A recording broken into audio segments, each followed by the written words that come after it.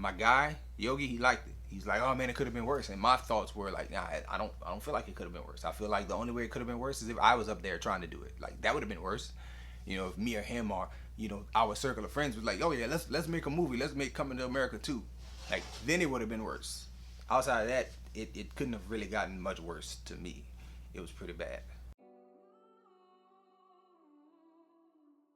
What's good, everybody? My name is Corey with Whole Views, and today we're going to be talking about Coming to America. So, everybody, one of my mentors from a distance, the guy that I study and get a lot of tips and just I watch the way he does things, is John Campea. So, one of the things that Campea says is that all film is art and all art is subjective. So, some people will like some things while other people won't.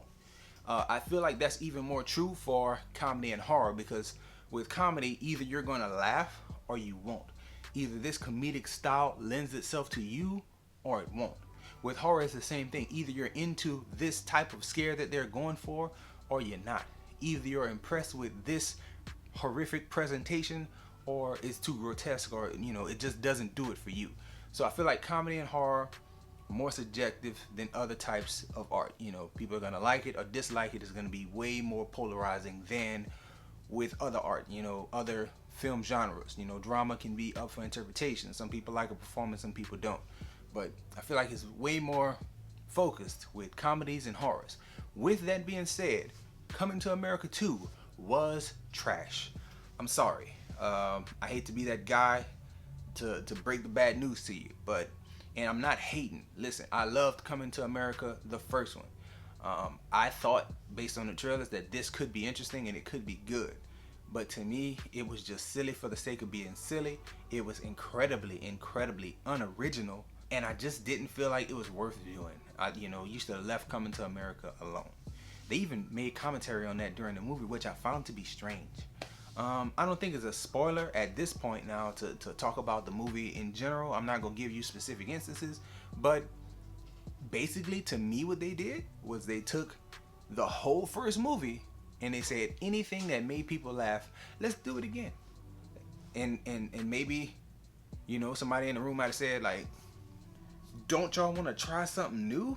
And the people in charge might have said, why would we do that? Like we know what worked the first time, let's just do it again. And then we get this movie. They pretty much did everything that made people laugh, from McDowell's and the way he was so defensive of his restaurant. They did that again. They did Randy Watson again. They did the barbershop scenes, which to me, the barbershop scenes were the only scenes that really made me laugh. Everything else was kind of like, eh. They redid the staff training fight, with Eddie Murphy and Arsenio Hall. They redid that. They redid the preacher who introduced Randy Watson. They redid the old man saying, oh, he good. They redid that, toward the end of the movie. They brought back out the twins who was rapping in the nightclub. They did that. It was so much in the movie that it's just oh, they did this in the first one. He hailed the cab in the first movie. In this movie, he hails an Uber, and then they get out and try to explain Uber to him or a Lyft ride to him, and it's it doesn't translate. And listen, I love the first one. It just didn't translate, and I did the thing differently this time. I didn't just go in and say, oh, I'm gonna watch this movie myself. I know that if you watch with an audience, sometimes some audience members will get it. But the general consensus when watching this movie was, it was okay. That was the conversation after the crew finished watching. It was, oh, it was good. It was good. I was that's not a strong good that you're giving me. That sounds like a 6 out of 10. We talked about it. There was one guy, my boy Yog. He was like, man, it was good, man, it was good. He's like 8 out of 10. I was like, that's very generous. I said 5 out of 10. That's my standing on it, and I feel like that's generous, because I feel it's incredibly unoriginal, and it don't feel like they tried hard to give me something fresh and something new. It's like they wanted to just, here, take Coming to America, but again, updated.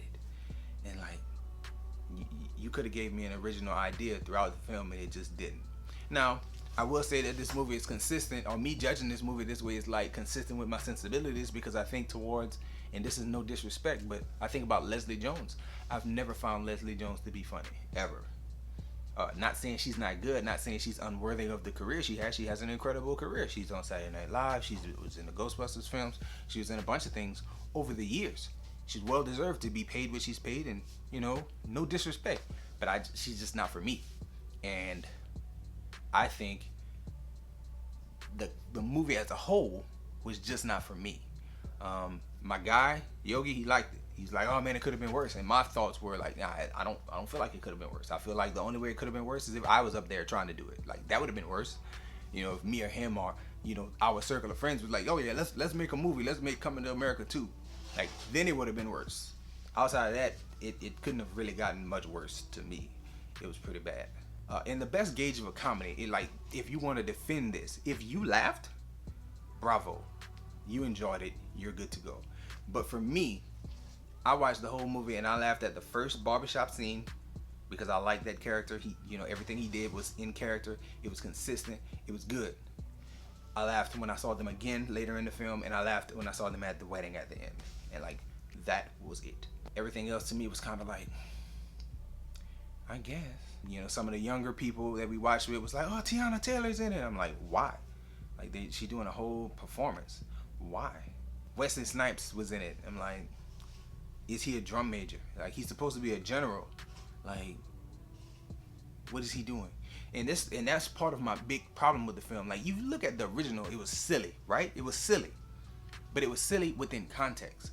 A fish out of water story. So Akeem had never cleaned anything, so when he was mopping, he had the mop in the bucket still, like not knowing what he's doing.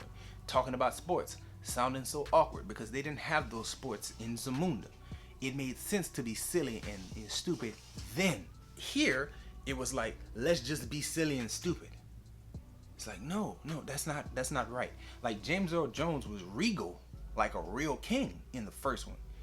And for the time that he was in it here, it was like, I feel like you're in on the joke, like you're you're in a comedy now, and I don't know. I guess that's what rubbed me wrong, man. Anyway, I wouldn't recommend this to anybody. Find something else to watch. There are other movies that are funny, and truth be told, again, Eddie Murphy is incredible, always has been incredible, but every movie he makes does not hit, and this is just one of them to me. Sorry. That's all I got. Enjoy yourself. Guard your heart. Come back and see me for more videos.